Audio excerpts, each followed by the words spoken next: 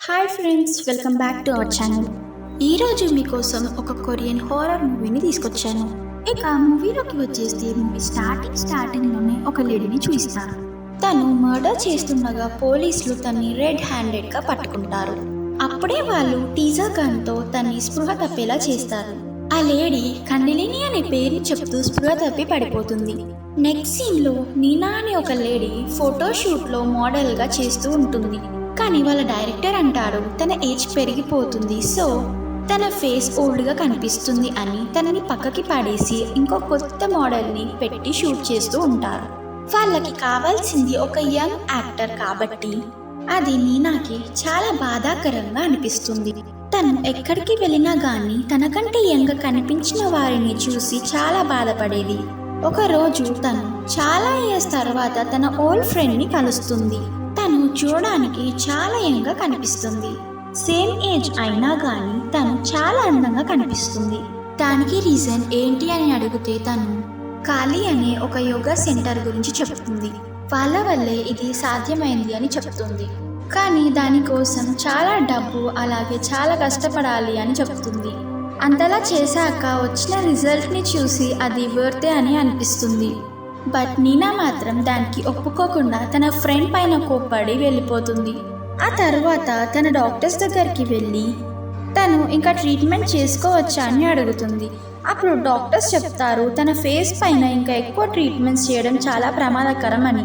ఈ విషయం తెలిసాక తను ఇక ఆ యోగా సెంటర్కి వెళ్ళాలి అని డిసైడ్ అవుతుంది. నీనా ఆ కాళీ యోగా సెంటర్కి వెళ్ళాక అక్కడ బెత్ ఇంకా చాయ్ని కలుస్తుంది. వాళ్ళు తనకి కండిలిని గురించి కంప్లీట్గా చెప్తారు. అలాగే ఆ యోగా సెంటర్లో ఉండే రూల్స్ గురించి కూడా చెప్తారు. ఆ రూల్స్ లిస్ట్లో కాఫీ, ఆల్కహాల్, డ్రగ్స్ అలాగే ఫోన్ని యూజ్ చేయడం చాలా స్ట్రిక్ట్గా ప్రాహిబిటెడ్. ఈ రూల్స్ వల్ల బయట ప్రపంచం నుండి ఎలాంటి సంబంధం లేకుండా ఉంటారు. నెక్స్ట్ సీన్లో ఒక ఇన్వెస్టిగేషన్ ఆఫీసర్ని చూపిస్తారు. ఈ ఆఫీసర్ మూవీ స్టార్టింగ్లో చూసిన అమ్మాయి చేసిన ఆ మర్డర్ కేసుని ఇన్వెస్టిగేట్ చేస్తూ ఉంటాడు. ఇక నీనా ఒక ఫైటర్ సోఫీ, యాక్ట్రెస్ కైలు అలాగే జెన్నిఫర్ని కలుస్తుంది. వాళ్ళందరూ కూడా అక్కడ ట్రీట్మెంట్ కోసం వస్తారు. నీనా బెత్ని అడుగుతుంది అసలుకు కండిలిని అంటే ఏంటి అని. అప్పుడు బెత్ చెప్తుంది ఇది ఒక హ్యూమన్ ఎనర్జీ, ఇది యూనివర్స్ నుండి వస్తుంది. దీన్ని సాధించడం వల్ల మనం ఏదైనా చేసేయచ్చు. మన బాడీని యంగ్గా కూడా మార్చుకోవచ్చు, అల్టిమేట్ బ్యూటీని సంపాదించుకోవచ్చు అని చెప్తుంది. ఆ రాత్రి అందరూ నిద్రపోతున్న టైంలో నీనాకి అక్కడ డిఫరెంట్ టైప్స్ ఆఫ్ సౌండ్స్ వస్తూ ఉంటాయి. బయటకి వెళ్ళి చూస్తే తన ముందు ఒక రకమైన ఎంటిటీ కనిపిస్తుంది.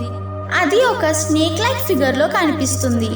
అలా చూసిన నీనాకి చాలా భయం అవుతుంది. నీనా ఆ విషయం గురించి చాయ్కి చెప్తుంది. కానీ చాయ్ తను ఏది వినలేదు అని చెప్తూ తనని తన రూమ్కి వెళ్ళమని చెప్తాడు. ఇప్పుడు పోలీసులు మూవీ స్టార్టింగ్లో చూసిన అమ్మాయి వాళ్ళ ఇంటికి సర్చ్ చేయడానికి వెళ్తారు. అక్కడ ఆ అమ్మాయి గ్రే అనే వ్యక్తితో దిగిన ఫోటో కనిపిస్తుంది.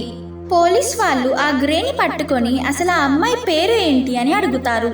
అప్పుడు గ్రే చెప్తాడు ఆమె పేరు బోరో అని. గ్రే చెప్తాడు బోరో బైపోలార్ డిసార్డర్తో బాధపడుతుంది అని. బోరో కాళీ యోగా సెంటర్కి వెళ్ళి తిరిగి వచ్చిందని చెప్తాడు. ఆమె ఆ సెంటర్ నుండి తిరిగి వచ్చాక కంప్లీట్గా నార్మల్ అయ్యింది. ఇంకా తను చాలా అందంగా మారిపోయి చాలా హ్యాపీగా ఉంది. కానీ అక్కడ నుండి వచ్చాక కొన్ని రోజులకి తనకు భూతాలు కనిపిస్తున్నాయని చెప్పింది. ఈ విషయం వినగానే గ్రే తనతో మాట్లాడడం ఆపేశాడు అని చెప్తాడు. ఇంకో సైడ్ యోగా సెషన్లో నీనా కాళీ బ్యాలెన్స్ మిస్ అయిపోయి పడిపోతుంది. తర్వాత బెత్ నీనాని తన సపరేట్ మిడ్ నైట్ యోగా సెషన్కి పిలుస్తుంది. అక్కడ బెత్ నీనాకి ఒక స్పెషల్ టీని ఇస్తుంది. కాసేపటి తర్వాత నీనా తన పైనున్న బట్టలన్నీ విప్పేసి స్నేక్ని తన పైన ఉన్నట్టుగా ఊహించుకుంటూ యోగా పోజెస్ని చేయడం స్టార్ట్ చేస్తుంది. తర్వాత అక్కడికి చాయ్ నేక్డ్గా వస్తాడు. వాళ్ళిద్దరూ అక్కడే ఇంటిమేట్ అవుతూ ఉంటారు. నెక్స్ట్ డే నీనా యోగా సెషన్స్లో చాలా పర్ఫెక్ట్గా పర్ఫామ్ చేస్తూ ఉంటుంది. దాన్ని చూసిన అందరూ షాక్ అయిపోతారు. ఆ రోజు నైట్ మళ్ళీ నీనా ఒక డిఫరెంట్ టైప్ ఆఫ్ ప్రెజెన్స్ని అక్కడ ఫీల్ అవుతుంది. తను బయటికి వచ్చి చూస్తే ఒక డిఫరెంట్ టైప్ ఆఫ్ ఎంటిటీ కనిపిస్తుంది. అప్పుడే చాయ్ అక్కడికి వచ్చి తనని తిరిగి లోపలికి పంపిస్తాడు.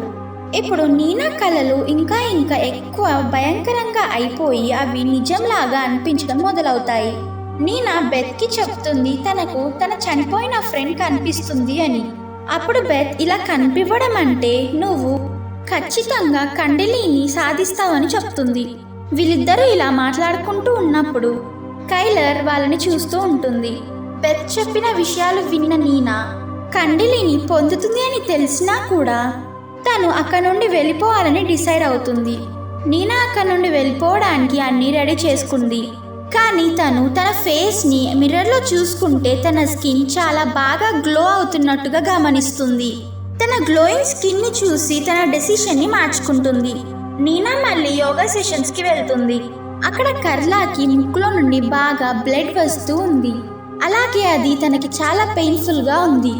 బెత్ ఆ కండిషన్ని డయాస్టోనియా అని చెప్తూ ఆ సిచ్యువేషన్ని కవర్ చేస్తుంది. కానీ అది అబ్నార్మల్ కండిషన్ అని చెప్పుకోవచ్చు. ఒకరోజు బెత్ ఇంకా నీనా ఇద్దరు కలిసి మాట్లాడుకోవడం చూసిన కైలర్ ఆ నెక్స్ట్ డే నుండే నీనా స్కిన్ బాగా గ్లో అవుతున్నట్టుగా గమనిస్తుంది.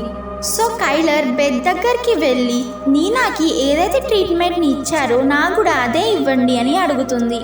బెత్ సరే అని కైలర్ని రాత్రి 12 o'clock తన దగ్గరికి రమ్మని చెప్తుంది. కైలర్తో కూడా అదే జరుగుతుంది ఏదైతే నీనాతో జరిగిందో. అప్పుడు ఆమెకి చాయ్లో ఒక డీమాన్ కనిపిస్తుంది. అప్పుడు నీనా సడన్ గా నిద్రలో నుంచి లేస్తుంది. ఎందుకంటే తనకు భయంకరమైన కలలు వస్తూ ఉంటాయి. నీనా కైలర్ని చూసే తను నేకడ్గా స్పృహ తప్పిపోయింది. సో నీనా కైలర్ని తన రూమ్లోకి తీసుకొని వెళ్తుంది. అదే టైంలో పోలీస్ వాళ్లకు ఈ యోగా సెంటర్ గురించి రహస్యం తెలుస్తుంది. ఇది ఒక స్నేక్ కేవ్ పక్కనే ఉంది. అక్కడ వర్జిన్ అమ్మాయిలని బలి ఇస్తారు అని తెలుస్తుంది. నీనా అలాగే కైలర్ అక్కడ నుండి పారిపోవాలి అని డిసైడ్ అవుతారు. అదే టైంలో నీనాకి తన స్కూల్లో జరిగిన ఒక సీన్ కనిపిస్తుంది. అక్కడ కూడా ఒక లేడీ తనని చంపడానికి ట్రై చేస్తుంది.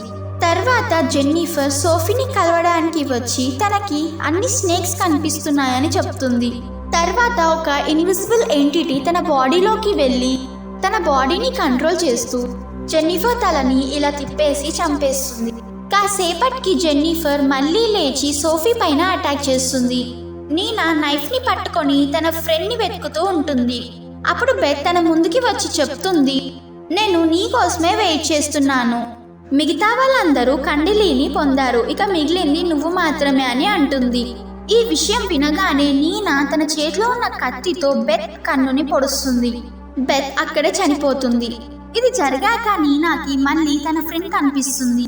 దాంతో నీనా స్పృహ తప్పి పడిపోతుంది. నెక్స్ట్ సీన్లో నీనా కళ్ళు తెరుస్తూ ఉంటుంది.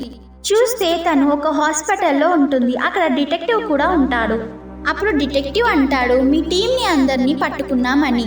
ఇది వినగానే నేను ఈ మర్డర్స్ ఏం చేయలేదు, జేనే చేసింది. తనే నాకు ఈ యోగా సెంటర్ గురించి చెప్పింది. జేన్ అంటే నీనాతో కలిసి చదువుకున్న ఫ్రెండ్. అప్పుడు డిటెక్టివ్ చెప్తాడు, నీనా నువ్వు జేని స్కూల్ తర్వాత ఇంకెప్పుడు కలవలేదు అని. ఆమె చనిపోలేదు, నీకు తను చనిపోయింది అన్నట్టుగా అనిపిస్తుంది. నిజానికి బోరోని ఈ యోగా సెంటర్ గురించి ముందుగా చెప్పింది. ఇది బోరో తన పక్కింటి వాళ్ళని చంపిన తర్వాత పోలీస్ వాళ్ళకి చెప్పింది. నీనా తన ఫేస్ ట్రీట్మెంట్ కోసం డ్రగ్స్ని తీసుకుంది. తన మైండ్ కన్ఫ్యూజ్ అయిపోయింది. అందుకే బోరాని జైన్ అని అనుకుంటుంది. బోరాని ఆ మోడల్ లాగా చూసి తన మీద ఉన్న కోపాన్ని ఆమెపై పెంచుకుంటుంది. యోగా సెంటర్లో కూడా నీనా తనకి తెలియకుండానే డ్రగ్స్ని తీసుకుంది. ఇప్పుడు మీకు డౌట్ రావచ్చు, యోగా సెంటర్లో డ్రగ్స్ని బ్యాన్ చేశారు కదా అని. కానీ వాళ్ళు ఇచ్చిన స్పెషల్ టీలో వాళ్ళు డ్రగ్స్ని మిక్స్ చేస్తారు. కండిలిని పేరు చెప్పి వాళ్ళకి ఫ్లవర్ టీ ఇవ్వడం స్టార్ట్ చేస్తారు. అది తాగడం వల్లే వాళ్ళందరికీ ఆ ఇల్యూషన్స్ అన్నవి వచ్చాయి.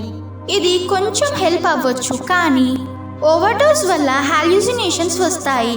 అలాగే చనిపోయే ఛాన్సెస్ కూడా చాలా ఉంటాయి. సెంటర్లో అలాగే ఒక అమ్మాయి చనిపోతుంది. ఈ కండలిని స్నేక్ సాక్రిఫైస్ అని అన్నదంతా జస్ట్ స్టోరీ మాత్రమే. నీనాకి తన ఫ్రెండ్ కనిపించడం, తనతో మాట్లాడడం, ఇది అంతా తన ఓల్డ్ స్కూల్ మెమరీస్ మాత్రమే అయి ఉంటాయి. అవి తన మైండ్లో హాన్ చేస్తూ ఉంటాయి. ఆ డ్రగ్స్ తీసుకోవడం వల్ల వాళ్ళ ఫ్రెండ్ పేరు అలాగే ఆ మర్డర్ చేసిన లేడీ ఫేస్ రెండు మిక్స్ అయిపోయాయి. ఎందుకంటే తన లైఫ్లో అవి రెండు చాలా వర్స్ట్ ఫేసెస్ అయి ఉంటాయి. యాక్చువల్లీ ఇది నీనా లైఫ్లో చాలా వర్స్ట్ ఫేస్ అయి ఉంటుంది. అసలుకు నిజం ఏంటంటే చాయ్ ఇంకా బెత్ లవర్స్. ఈ విషయం గురించి హసన్ ఆల్రెడీ పోలీస్కి చెప్పాడు.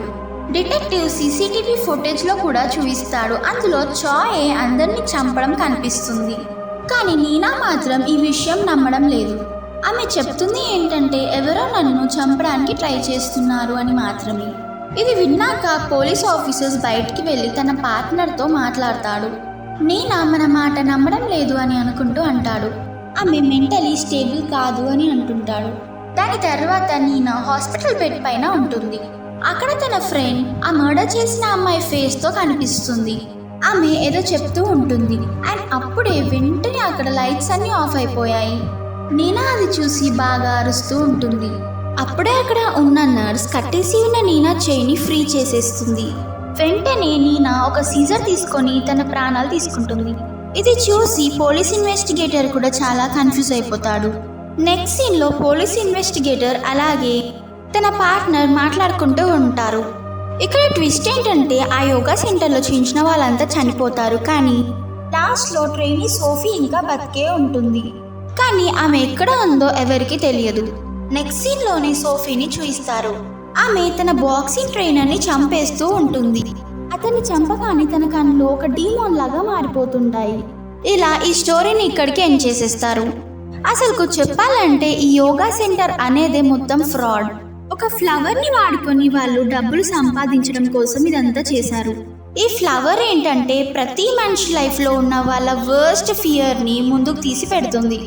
నీనాకి వాళ్ళ ఫ్రెండ్ కనిపించడం, అలాగే ఇంకొకరికి వేరే విషయాల్లో అలాగా ఇలా సేమ్ ఎఫెక్ట్ అందరికీ ఉంది.